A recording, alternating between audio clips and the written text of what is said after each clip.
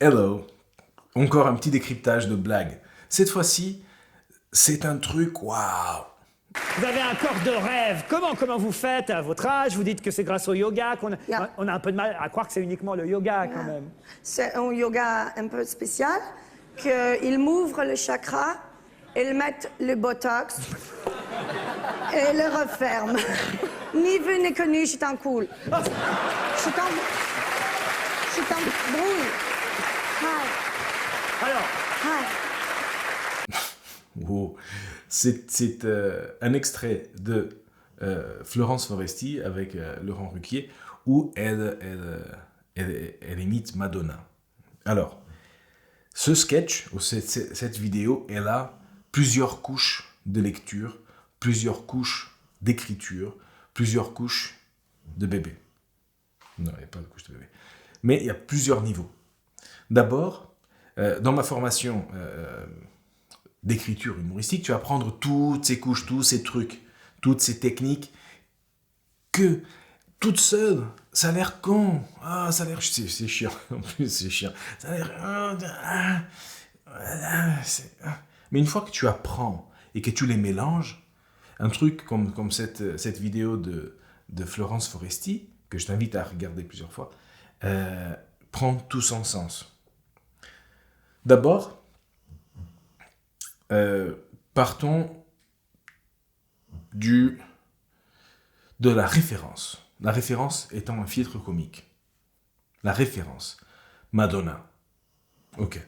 Donc, tout le monde a la référence de Madonna. Madonna, c'est une star internationale, elle est multimillionnaire, c'est une diva. Madonna. Et elle a adopté des enfants en Afrique et en Asie, il me semble. Bon, c'était il y a déjà longtemps ce sketch. Mais bon, il y a eu ça. On parlait de ça à un certain temps, on parlait beaucoup des adoptions de Madonna, qu'elle achetait des enfants, etc. Référence. Premier truc. Ensuite, il y a un autre filtre comique, la parodie. La parodie, c'est imiter au plus près possible la chose que tu veux parodier de façon sérieuse. Quand tu regardes Florence Foresti, tu ne vois pas Florence Foresti, tu vois Madonna. Tu la vois. Parce que les cheveux, le maquillage, les dents, la robe, tout est parfaitement crédible, comme si c'était Madonna. Ça, c'est très important. Si tu fais une parodie de quelque chose, que ce soit d'un policier, de Michael Youn, par exemple, Fatal Bazooka, c'est un vrai clip, du vrai rap, etc. Et finalement, il a fini numéro 1 des ventes de rap, de hip-hop, je ne sais pas comment on appelle ça. Bon, la parodie. Donc, être le plus fidèle possible à la chose parodiée, en changeant que le contenu, évidemment, pour faire des blagues.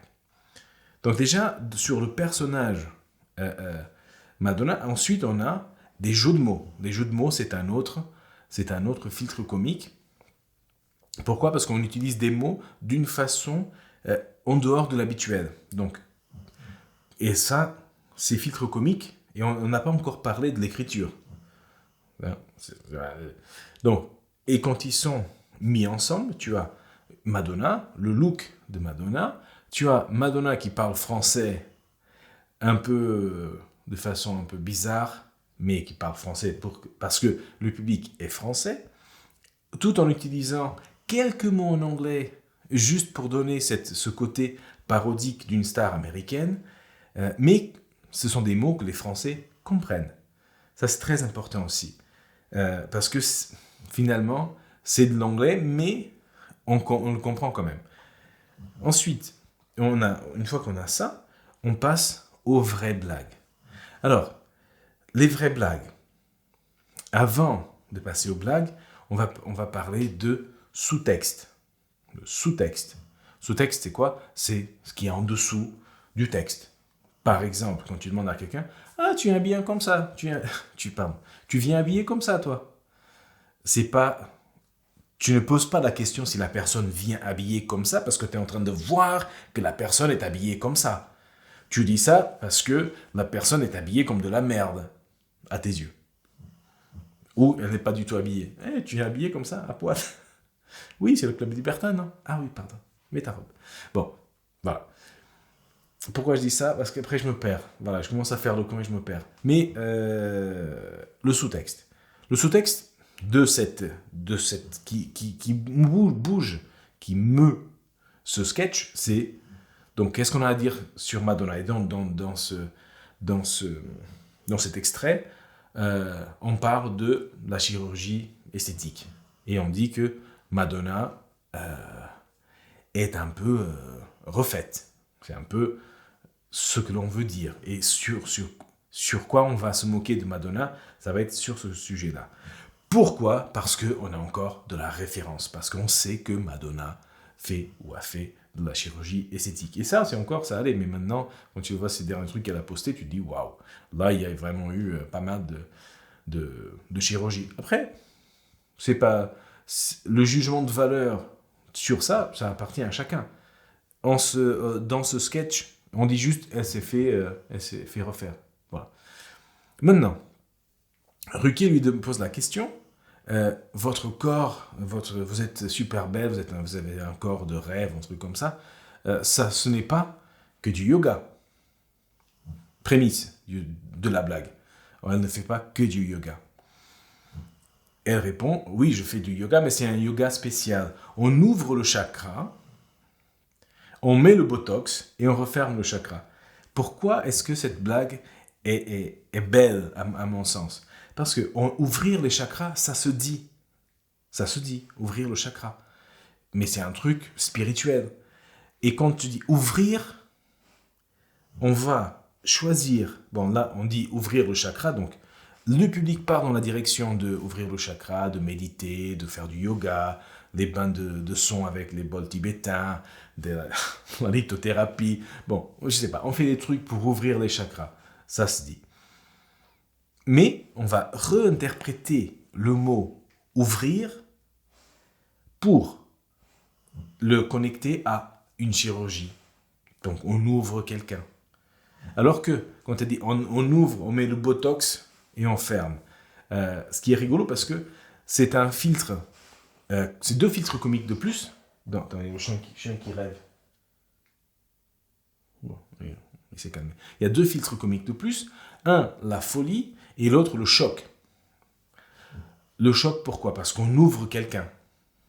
Et ça, c'est choquant. Donc, on ouvre, imagine, tu ouvres le chakra, tu ouvres la personne. Et le geste qu'elle fait, on appelle du filtre du choc. Et après, la folie, parce qu'on met le botox dedans. Et tout le monde sait que c'est pas comme ça que l'on met du botox. On met du botox avec une petite seringue. Donc, toutes ces couches, quand elles sont superposées et utilisées en même temps, c'est une belle blague. Donc, elle fait ça.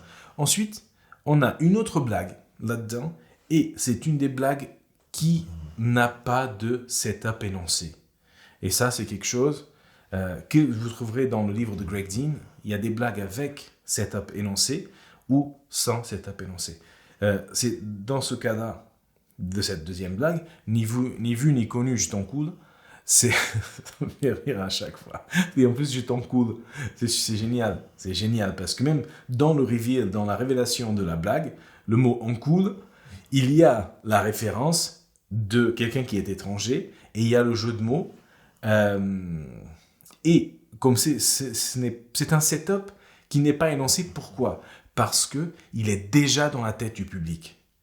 Et ça, souvent, quand on dit « Ah, il n'y a pas de structure dans le stand-up » ou quoi, et quand quelqu'un fait une blague et on ne comprend pas trop le fonctionnement de cette blague, c'est que souvent, le setup est déjà dans la tête des gens. Et c'est le cas de cette expression « Ni vu ni connu, je t'embrouille ». Donc, ni vu ni connu, je t'encoule, c'est la surprise, le dernier mot. Voilà, si elle avait dit « Je t'encoule, ni vu ni connu », ça n'aurait pas marché autant. Mais « Ni vu ni connu, je t'encoule », c'est super parce que ça arrive à la fin. Et le setup, donc le setup, c'est quoi? C'est l'existence ou la façon dont ce refrain se dit est déjà dans la tête des gens. Et le connecteur, c'est quoi? C'est juste la séquence logique des mots qui existent dans ce refrain, dans ce proverbe. Donc quand elle réinterprète ça et qu'elle dit en coude à la fin, boum, ça fait rire. Voilà. Et donc, c'est un petit peu ça. Donc, une fois que tu comprends toutes les techniques que tu peux utiliser dans un sketch comme ça, tu peux mettre des curseurs pour tous les filtres que tu utilises. Donc, tu peux ajuster le niveau de langue de ton personnage, donc de Madonna. Et il y a aussi le filtre personnage dont j'avais pas parlé, le filtre personnage de Madonna, parce que c'est aussi un filtre comique. Et le personnage de Madonna, un personnage comique à 3 traits maximum, voire 4, vraiment dans les cas très spéciaux. Et là, elle est arrogante, elle est diva, et elle est taquine, ce qu'elle dit, Roquier is a gros cochon. Et voilà, darlings, petite vidéo pendant que le chien ronfle. Elle ronfle à fond, je sais pas si ça s'entend, mais elle ronfle à fond, mon chien. Bon, c'est comme moi je dors. Bon, c'est pas grave. Abonne-toi, mets un petit like, fais ce que tu veux. Et sinon, va sur jefaitrire.com, inscris-toi, et je t'apprendrai en détail, sans chien qui ronfle, où je t'accompagnerai dans ton voyage vers l'humour. Ciao!